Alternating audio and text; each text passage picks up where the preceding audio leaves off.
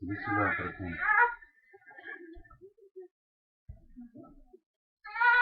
Ну, конечно, если бы даже он был на работе, даже если бы меня, не знаю, вызывали бы, не вызывали, он бы там что-то сказал, там хотя бы на минутку выбежал ко мне без шума.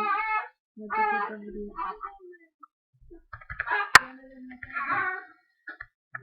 Дядя.